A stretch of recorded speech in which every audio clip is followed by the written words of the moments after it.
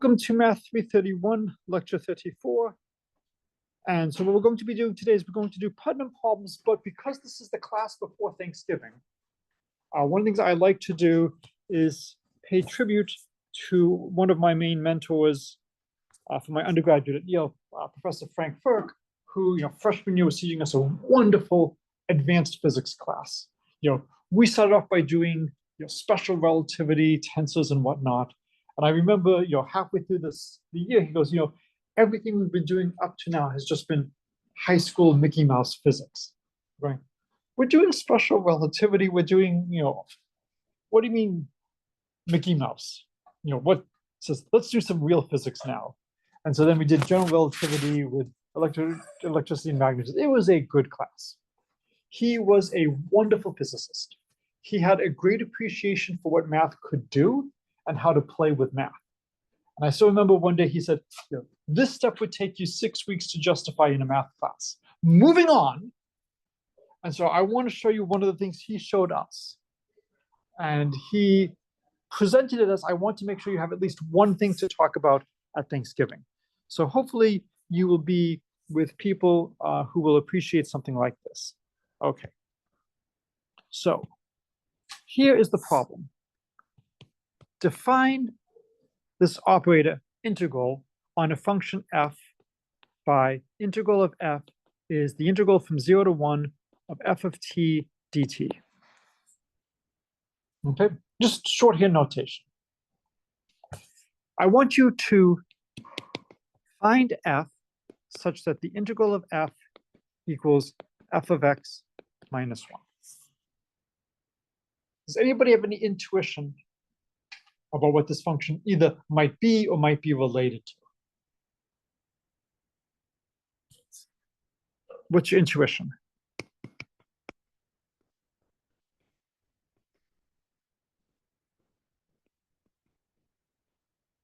So what function do you think of?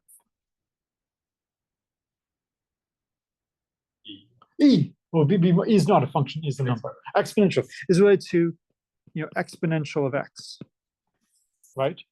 And in fact, note if f of x is e to the x, then integral of f is the integral from 0 to x of f of t dt is the integral from 0 to x of e to the t dt is just e to the x minus e to the 0.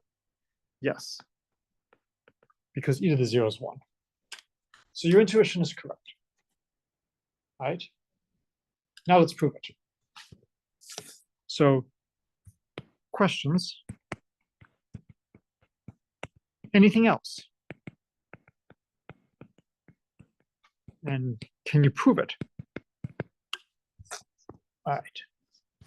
Proof. The word proof has different meanings depending on which department you're in. So before class day, we were talking a little bit about the differences between departments. When a mathematician talks about a proof that is different than a physicist, which is different than a computer scientist, which is different than an economist. And we won't even get into the engineers. All right? So proof. We want to solve integral of f equals f of x minus 1, or for shorthand, integral of f is f minus 1. So this is the same as f minus the integral of f equals 1. I'm just putting all the f's together on the left-hand side. So this is the same as 1 minus integral acting on f equals 1. 1 times f of x is f of x. This is the same as f equals 1 minus integral inverse operator acting on 1. What is 1 minus integral inverse? How would you expand that out?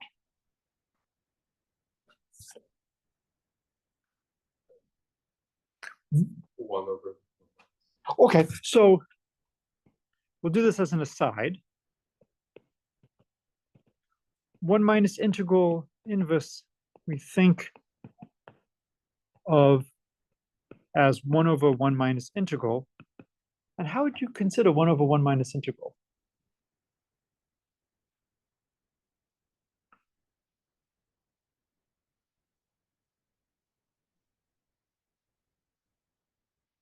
If I give you 1 over 1 minus integral, how would you expand that?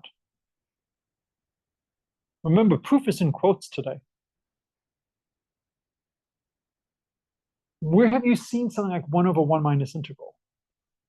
Or 1? But you've got to be pattern recognition experts. Where have you seen something like 1 over 1 minus something? If I didn't use the integral sign, if I used something else, maybe it would look more familiar.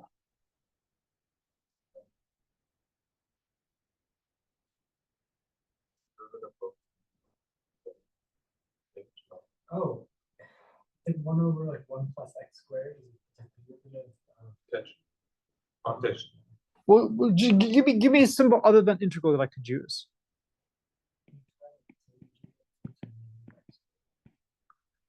Well, why would you make the integral, the symbol x? Have you ever seen 1 over 1 minus x? Have you seen any equivalent expression for this? It's geometric. It's the geometric series. 1 plus x squared plus dot dot dot. So what should 1 over 1 minus integral be? 1 plus integral plus integral integral plus integral integral integral plus dot dot dot. Right? Thus, f of x is 1 plus integral plus integral integral plus integral integral integral plus dot dot dot acting on 1.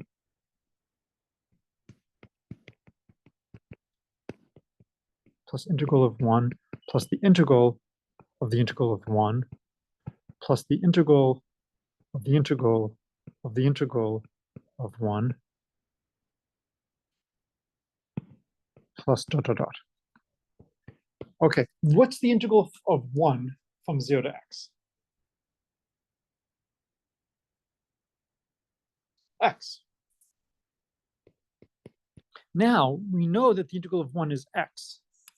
So now we want to integrate the function x from 0 to x. So that becomes, this is now becoming, the integral from, here. So this is like the integral from 0 to x of t dt, right? Because our function is just x. What's the integral of t from 0 to x?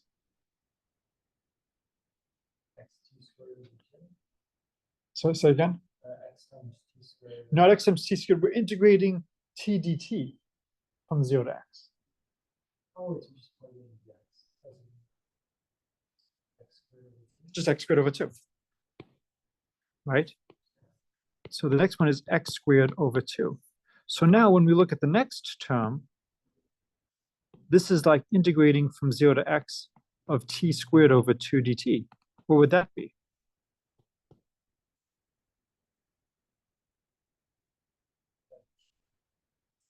T cubed over 6, which is x cubed over 6. Do you really want to say the 6, which is 3 factorial? And how would you like to rewrite 2? 2 factorial. The next term will give you x to the 4th over 4 factorial plus dot dot dot dot. Now, you may be a little bit hesitant to accept this as we're using the geometric series to expand.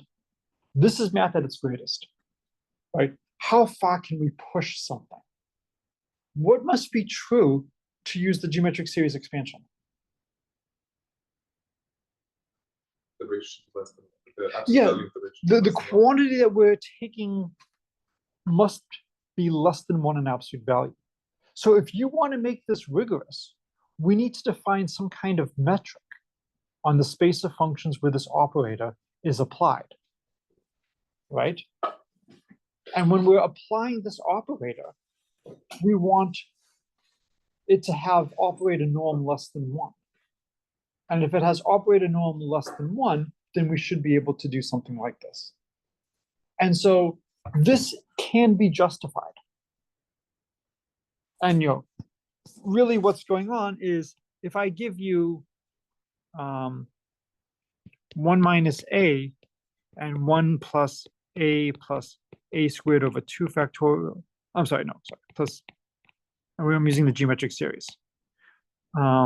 Plus a cubed plus a to the 4th plus dot dot dot. What should that equal? 1 minus the last two.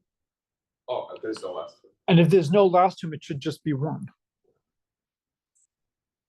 And so if you can somehow show that the later terms in the sequence are smaller and smaller and smaller, then this is the inverse. We can show that their product is going to 1 as you take more and more terms. So you can make arguments like this rigorous.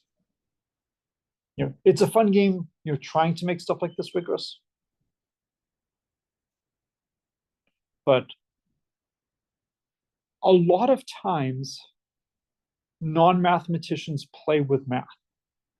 And there's nothing wrong with that. As mathematicians, you then want to come in and show that this can be put on a rigorous foundation. So I know some of you might be taking probability now. There's lots of different ways you can teach the class. You can do a very measure theoretic, very rigorous grounding of which spaces can you talk about, which events can you talk about. Or you can also play a little bit more fast and loose and just say, look, we're only going to be looking at intervals and points and whatnot. Your intuition will work. But you do have to be careful. Sometimes you can run into dangers. So this is a wonderful argument to try to think, what do we need to make this rigorous? Okay. So anyways, so going back to some Putnam problems. So I posted, 3 ones that we could look at. The first one is the B be an A by B by C brick. C1 is the set of all points in P in R3 such that the distance from P to C is at most 1. Find the volume. I think this is a really good one to start with. And so I'm going to be exercising professor's privilege to just copy that one.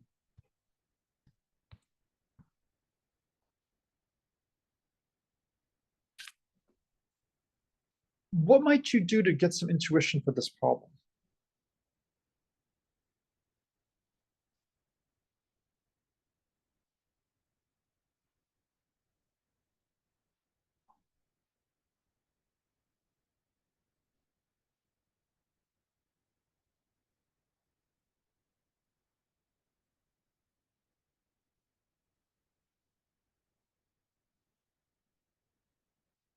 So do you like doing things in 3 dimensions? You can try drawing it out. Can try drawing it out. And again, this problem may not be so bad that you might be able to do it directly, but what else could you try to do to build some intuition? Gather data, but that still requires drawing things out. Is there a related problem that might be easier to study? Could do a 2D one, right? Try 2 dimensions. And so if we try 2 dimensions, we have something like this now. And everybody agrees A should be the horizontal, B should be the vertical, right? No one would, just making sure. And then we want to have all things that are within 1 unit, right? So clearly take any point on the rectangle and go down 1 unit, right?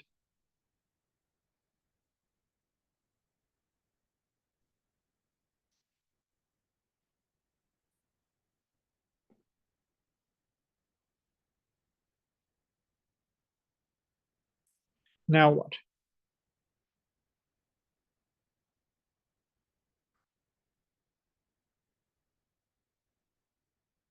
Are there any other points we have to add? And geometrically, what would those look like?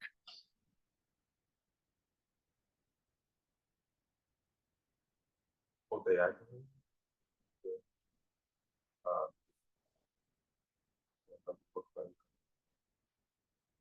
round off the edges.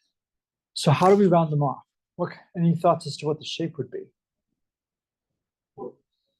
Quarter circles, right? If I take a point over here and I want everything that's within 1 unit of that, that's going to just give me a quarter circle.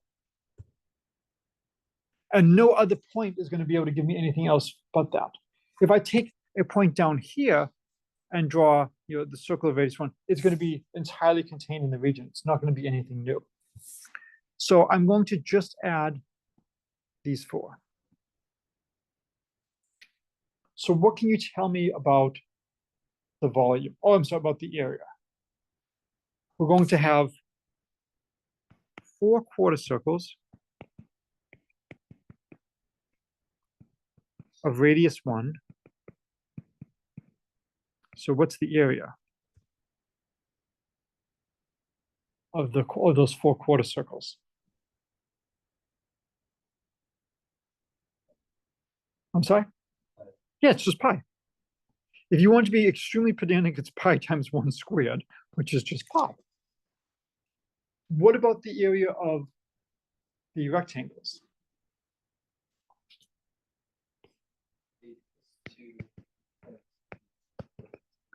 Yeah. So we're going to have 2a times 1 plus b times 1, right? Yes. So that's going to just be 2a plus b.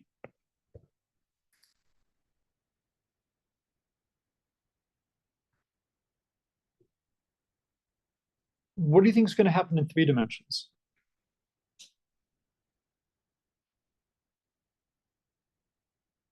We have 6 rectangles and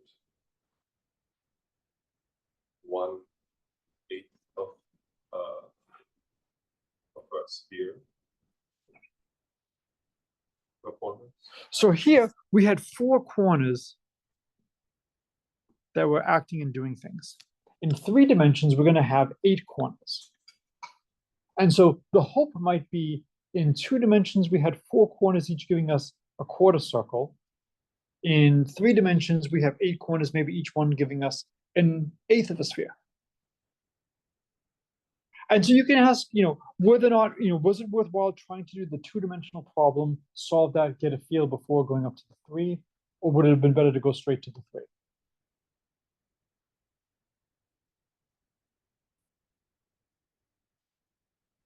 Drawing the 2D picture gives you intuition, but I would have skipped the computation. I'm sorry? I would have drawn the 2D picture, but I would not have done the computation. Right. My feeling is it takes so little time to solve the 2-dimensional problem fully, it's worth doing that. A lot of times people can give you misleading numbers, misleading values, misleading perspectives, and they can start you at a higher value to try to mislead you.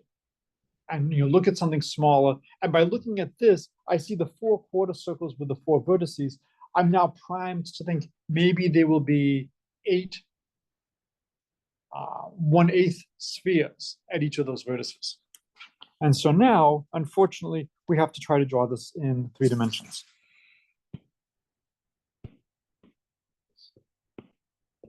So it's going to be something like this. How much do I really have to worry about drawing?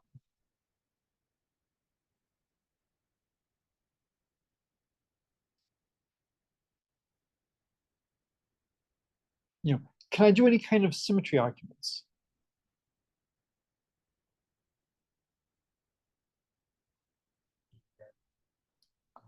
Well, can you tell the difference between A, B, and C? No. So we know, answer must be symmetric in A, B, C. That's not going to give us things like pi, but the fact that we have twice A plus B, that's a really good sign. Because I can't tell the difference between A and B, so my answer should be symmetric and interchanging the roles of A and B. So when we're looking at what's going on, I expect my answer should be, symmetric with respect to A and B and C now. We're going to have boxes, coming up from each one of these. So I'll draw it maybe.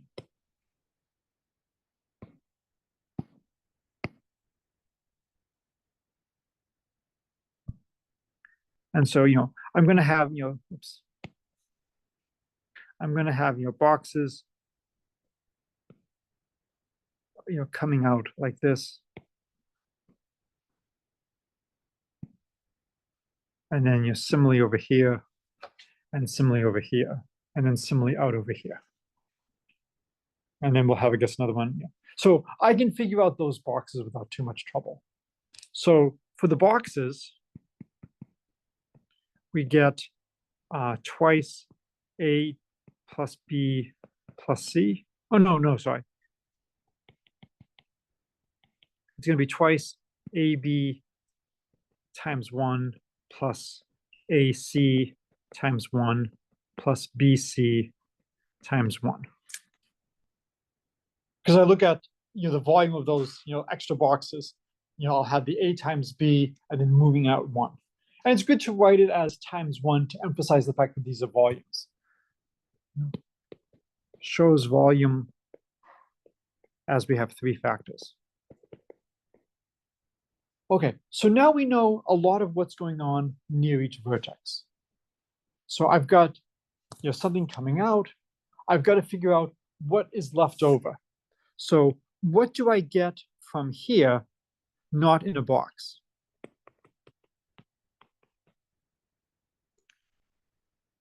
So what kind of shape will that be?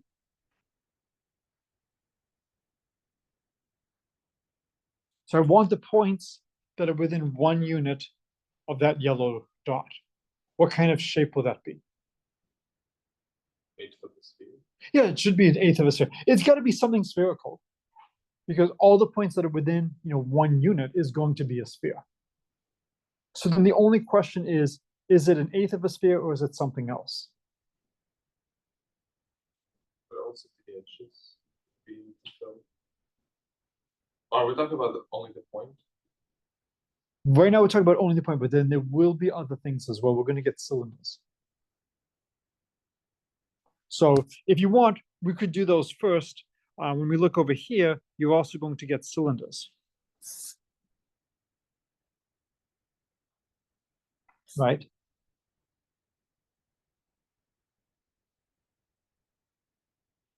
And then, well, if you look at what's coming out over here, I apologize for the drawing. You'll have a cylinder coming out this way. You'll have a cylinder coming out this way. And then you can see, I think, what's left over is going to be an 1/8 of a sphere. So how many cylinders will there be? I think you sort of think of them in groups of 4, so they're the whole cylinder. Mhm. So 3 cylinders of same radius with lengths A and B and C. So we're going to have 3 sets of 4 cylinders. And what will those 4 cylinders will each be 1/4 of a cylinder and combining. So we have 3 sets of 4 1/4 cylinders. And what are we going to get for those? The area. What's- Sorry, the volume. So what will the volume of the 1/4 cylinders be? I, A, I, B. Yes, and I'm going to write it as pi 1 squared A plus pi 1 squared B plus pi 1 squared C to emphasize that it's a volume. And it's coming from, I have a cylinder of radius, of radius 1, and then length A or B or C. And again, we see something that's symmetric, which is good.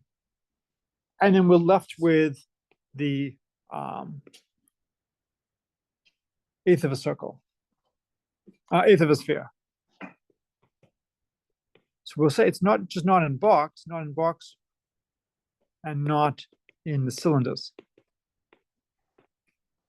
And so that's going to be 4/3 pi 1 cubed. Yes. And so putting everything together, it should be 4/3 pi plus pi times a plus b plus c plus 2ab plus ac plus bc. And that should be the answer.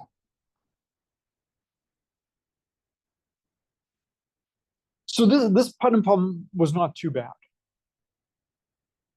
The hardest thing is, drawing things in 3 dimensions. And so for me, just as a general rule, whenever they give me a problem, I want to try to do a simpler problem first, build up some intuition, and then move on to the one that they're asking. And then one of the things you always have to be careful of is sometimes features don't emerge until you get up higher. So when you look at small values, small dimensions, you may not see everything. So there were definitely some features in the 3-dimensional case that were not there in the 2-dimensional case. What would be next? 40. 40. And so the question is, could you deal with the 4-dimensional case? Bless you. There should be a well-defined answer. It probably will be something. You have points for 2D, you have points and edges for 3D. Will have. So if you look at what's going on here, you can see, this is the extension of the quarter circles. So we know how that would change.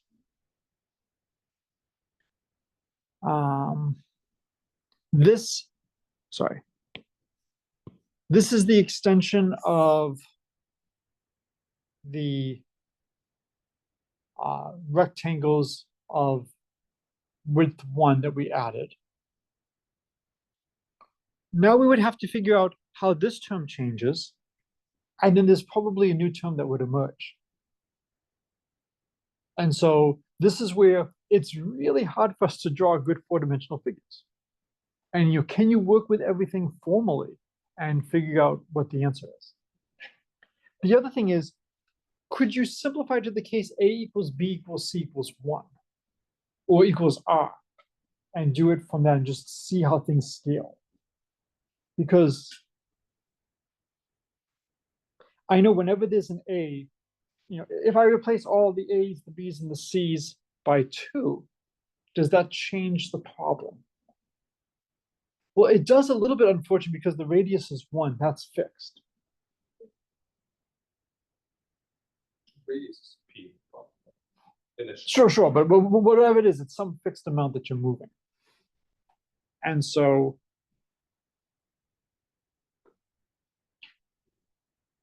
there's definitely going to be some impact from the fact that there is a radius of size 1. But the hope is that as we just stretch A, B, and C, that a lot of that is going to be easy to figure out what happens if I double A. We know that some terms will be left alone, the 8, 1/8 spheres. We know some terms will be doubled, the pi A, B plus B plus C, and some terms will be quadrupled. Okay, so again, the main idea here is just be careful, draw the pictures, don't rush it. So we have time for, I think, one more problem. So I chose one from algebra, abstract algebra. Let R be a ring, not necessarily with identity. Suppose that there's a non-zero element X such that a certain relationship holds. Prove or disprove there exists a non-zero element Y of R satisfying Y squared equals Y.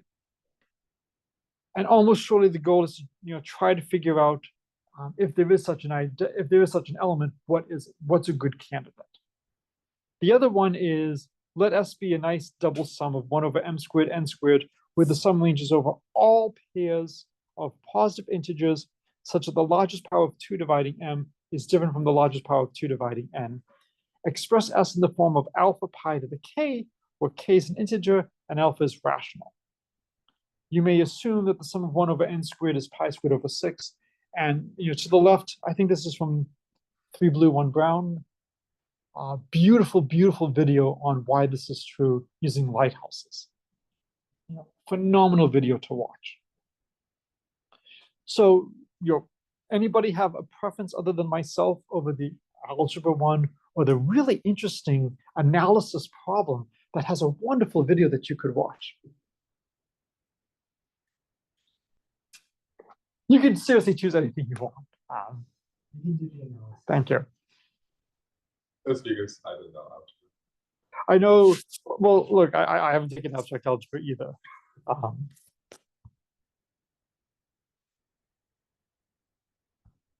So this illustrates a really nice technique. And so the first question when you see something like this, you want to think which things really matter. Oops.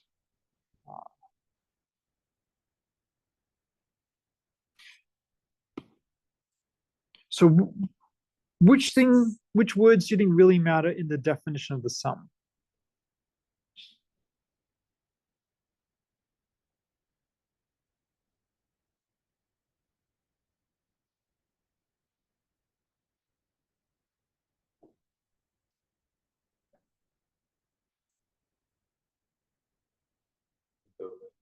I'm sorry? The domain.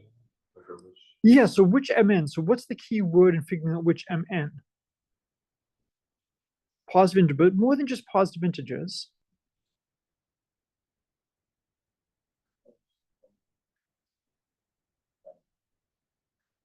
Yeah, to me, it's that word different. That's the most important word. If we didn't have the word different, could you solve the problem?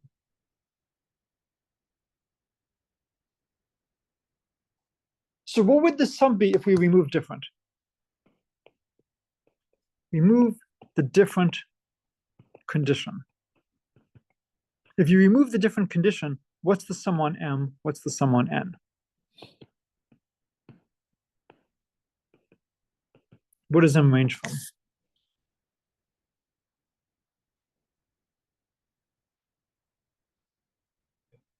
Well, the inner sum would be 1 over m squared over 6 pi squared. Sorry. Well, what are the ranges for m and n? I want the ranges first. Okay, so it's 1 to infinity. And so in this case, this just splits as two sums. It's the sum m goes from 1 to infinity of 1 over m squared times the sum n goes from 1 to infinity of 1 over n squared. It's just pi squared over 6 squared. So if we drop the word different, we can solve the problem. Unfortunately, we have a sum over all the ones where the power of 2 dividing them is different. If we remove that condition, we know what the answer is. So what we want to do is we want to take the sum with different equals sum with no constraint plus or minus, we can do it as minus. Sum with the same. Sum with same, right? So this is in some sense like an inclusion-exclusion argument. So think inclusion-exclusion.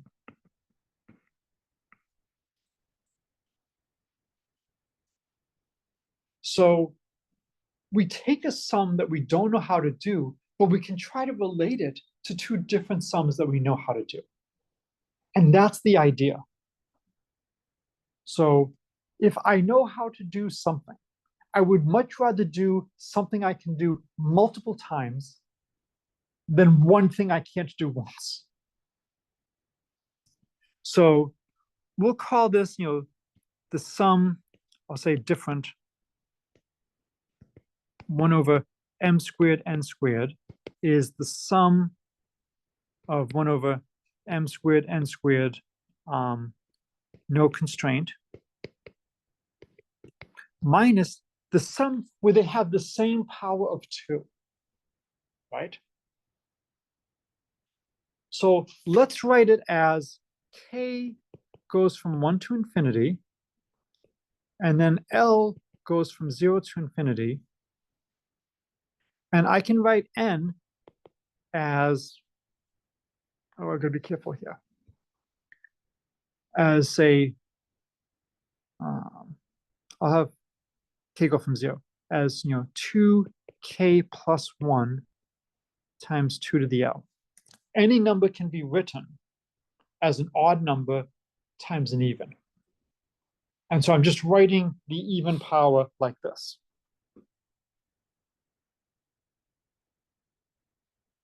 So we've got to be careful. So we want the largest power of 2. We're not saying that the numbers have to be the same, just that they have to have the same even power. So I would have to have 2 different odd numbers, right?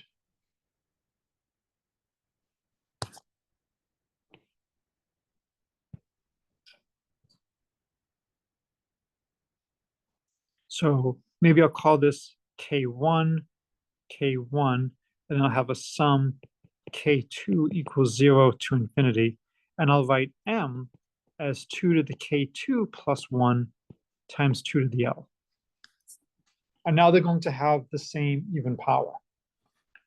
And then I have 1 over n squared, m squared. So I'll have 2k1 plus 1 squared, 2k2 plus 1 squared, 2 to the 2l. So we just have to figure out what that sum is.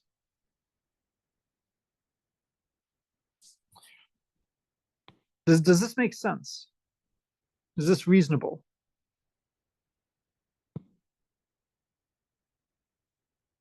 I'm just trying to subtract off all the terms that have the same power. So what does it mean to have the same power of 2? They may or may not have the same odd factor, but they've both got to be in the form 2, some odd number times 2 to the L for the same L. So we agree we just need to figure out what this triple sum is. What can you tell me about the K1 sum versus the K2 sum?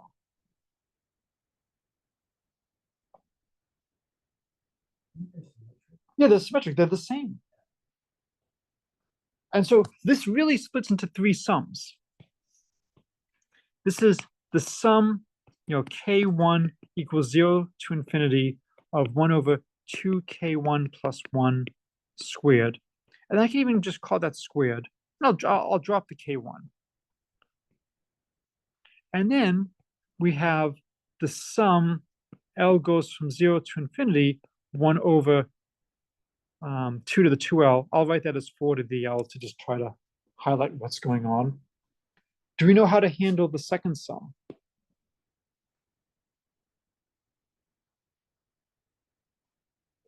Yeah, what is it?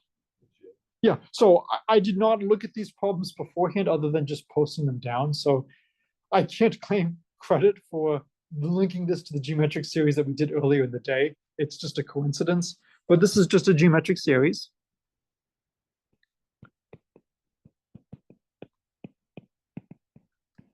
So this is just equal to 1 over 1 minus 1/4, which should be 4/3. Does anybody know how to find the sum of the reciprocals of the odds?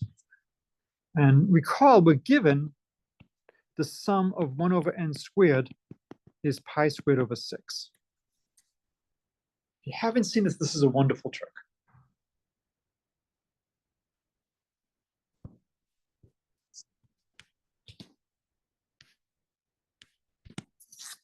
So it's less than the power.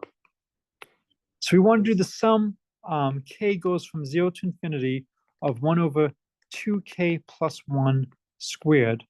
And we know the sum, n goes from 1 to infinity of 1 over n squared is pi squared over 6. I just realized I might have some typos beforehand. Oh, no, good. I am starting the sums at 1 and not at 0. Good.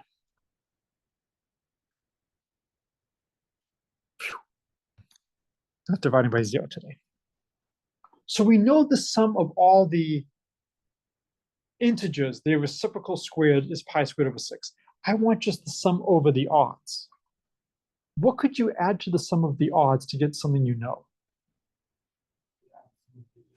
So that you could add something. So watch this. If you've never seen this before, this is beautiful.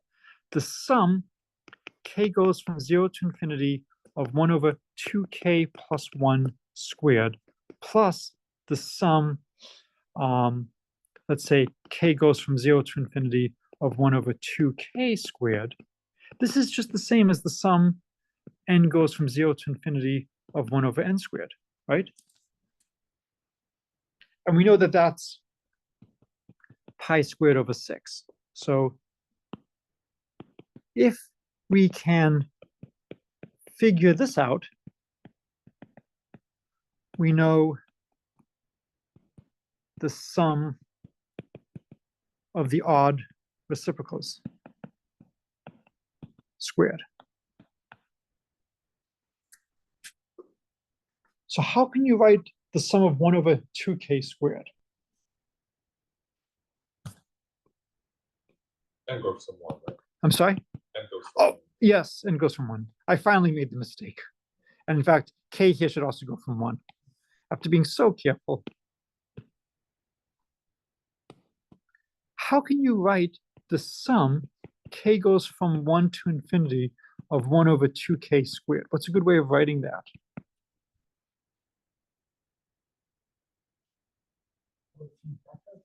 Yeah, it's just 1/4 the sum k goes from 1 to infinity of 1 over k squared.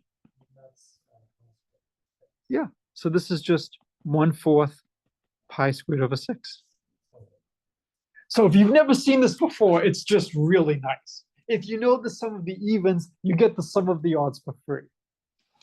And so this implies the sum over the odds is 3/4 pi squared over 6, or 3 pi squared over 24.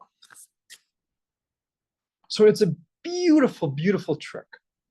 So a lot of times you can figure out, if you know one sum, you can get the sum over the evens trivially because it's just like 1/4, 1/8, whatever. Once you know the sum over all the integers, if you're just doing some of the reciprocals of the squares or the cubes or the fourth powers, you can get the sums of the evens and the odds trivially. So this is a really nice idea. And so I've done problems like this long enough that as soon as I saw the problem statement, my thought was it's going to be something like this. But there is a really nice theme lurking here. And the idea is that focus on the key words. The key word is, we have a sum over different. Notice they're not giving you an explicit formula for what you're summing over. They're just writing a sum of 1 over m squared n squared where they're different. They're hiding how you should write it down. They're hiding how you should represent the pairs you're summing over.